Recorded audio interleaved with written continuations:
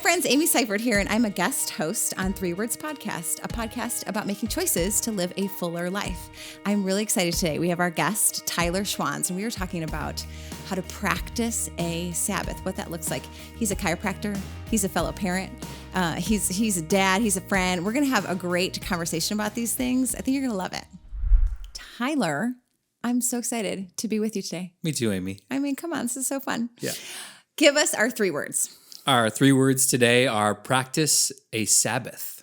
Listen, I love me a Sabbath. Not because I nail it, but because I need it. So tell me why you chose these words, why we're talking about this today. Yeah. I'm really excited to talk about the Sabbath. Yeah.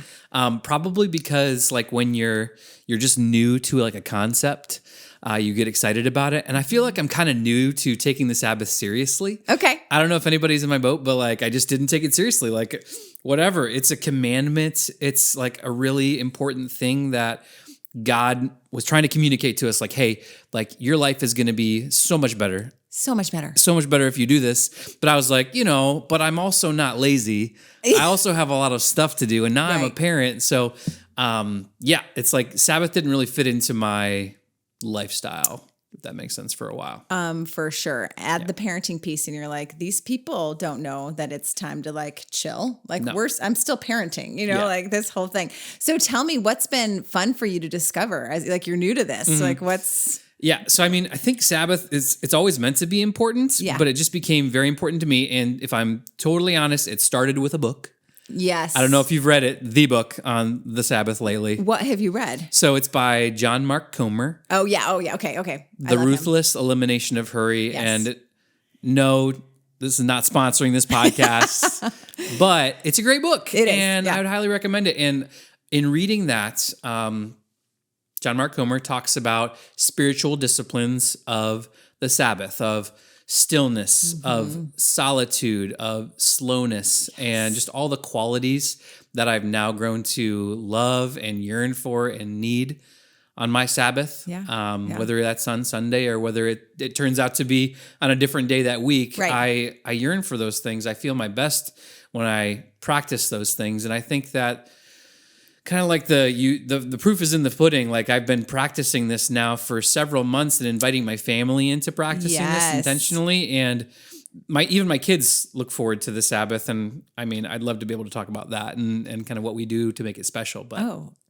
tell me more. So it's transformed your life. You feel like it's changing. Tell me what is different because you Sabbath, like a whole day. How's this like? Because we could have listeners that are like, I don't know what's going on here. Yeah, for sure. I think the key for me are, being that I'm a healthcare provider. Yes. I'm always wanting to be my own best billboard. I want to be the healthiest person ever. Yeah. Like I want people to see me and be like, I want that. He's so healthy.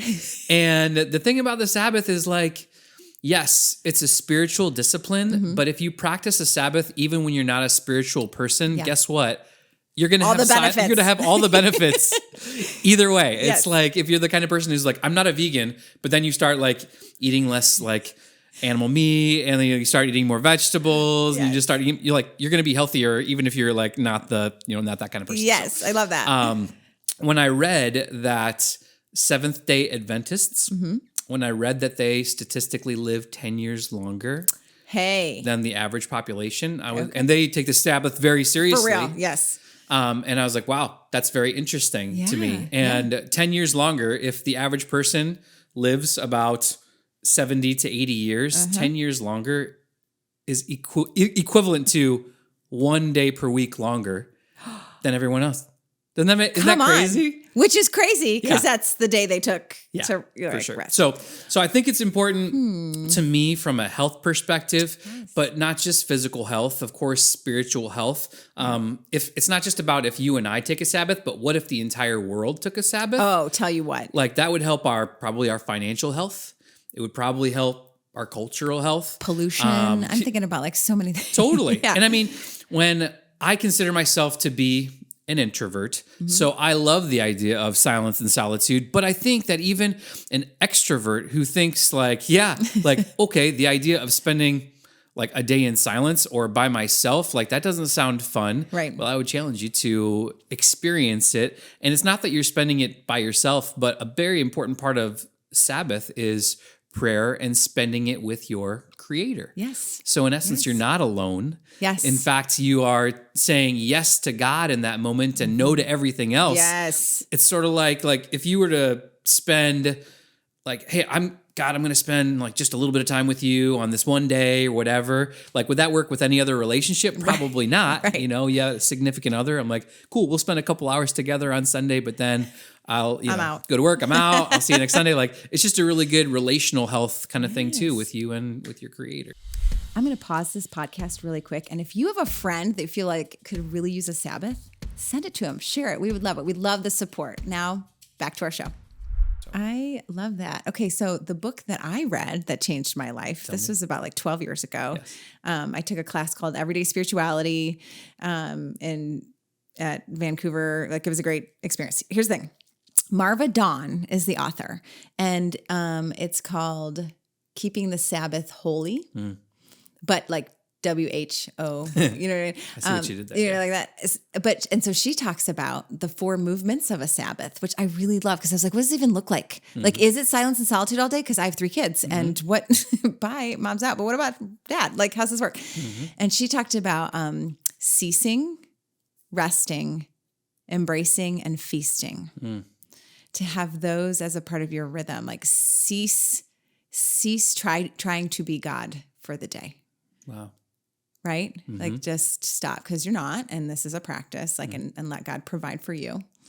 Resting, obviously, all kinds of rest going on.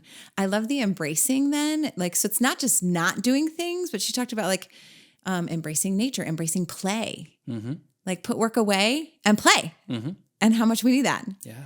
And then feasting. She keeps really simple meals during the week.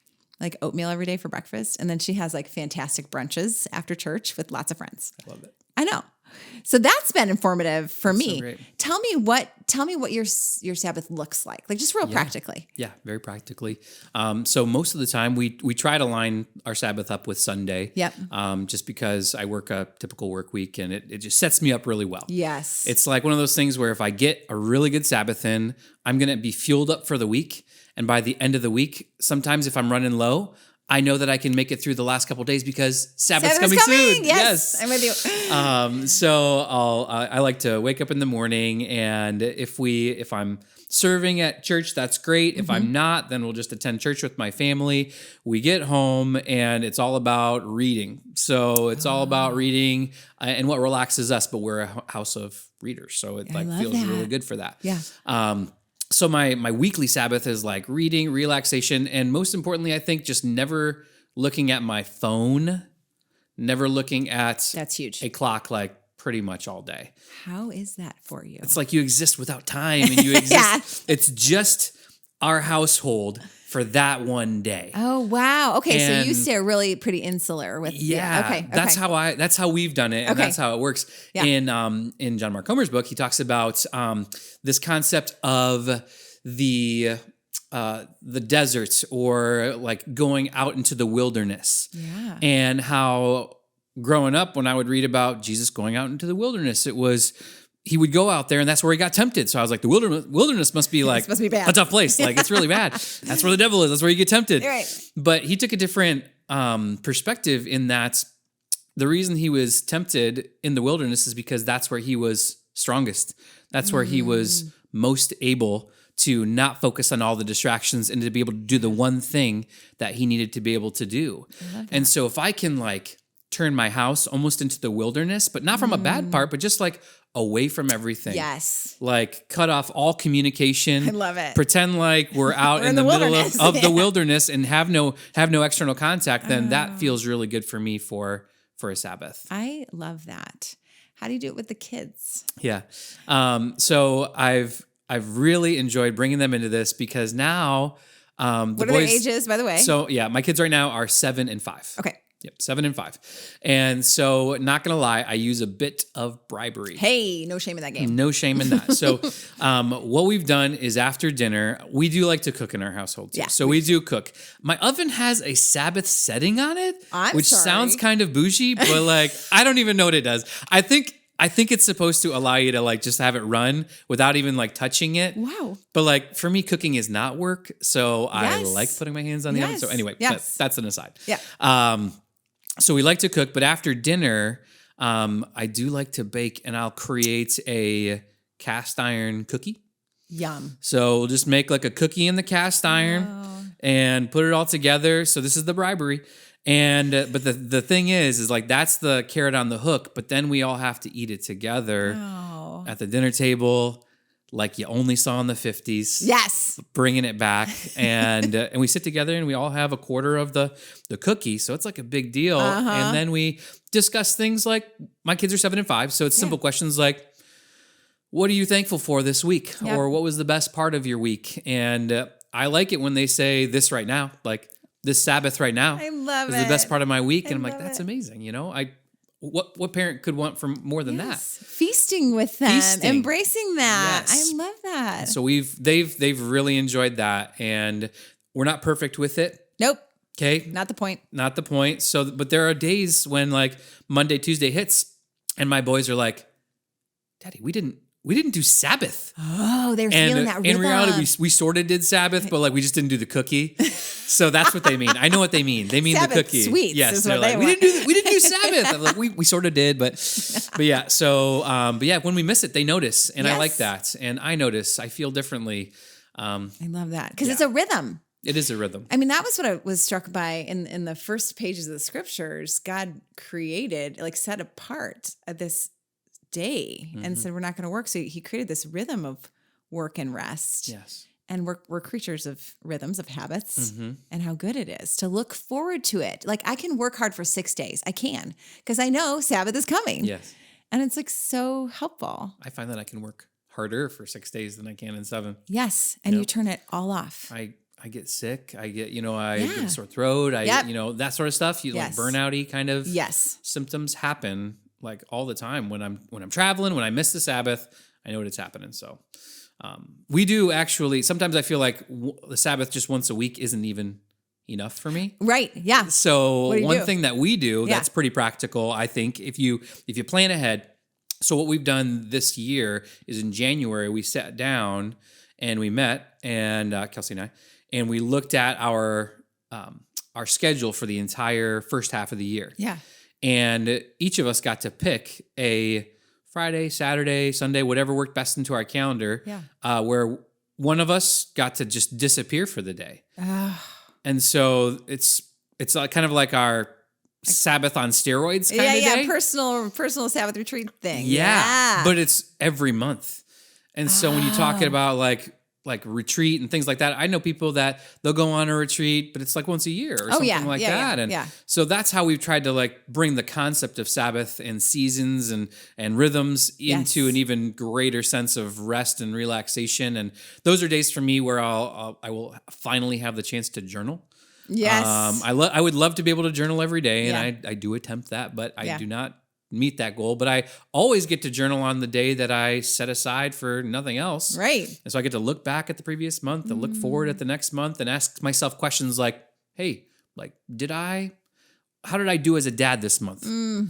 So important. How did I do as like a student of Jesus this month? Yes. Yeah. Like, did I pursue that at all? Right. How did I do as a boss? How did I do as a husband? How did I do as these things? And I get to like, that's how I do it. I like to like rate myself and do that kind of thing, but I never have, I have no other chance, no other opportunity to do that other than these Sabbath on steroids kind of days that we plan. So I think those are really important, and I would highly recommend picking one day a month for, imagine how that would change like a lot of parents, not just moms, but like parents' lives that are home with the kids all the time.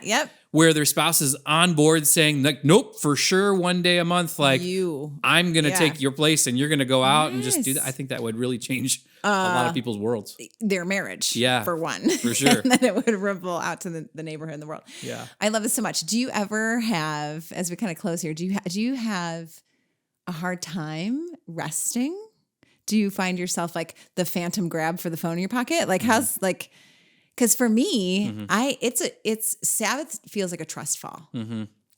Like I have to I'm putting work away. I'm not touching it.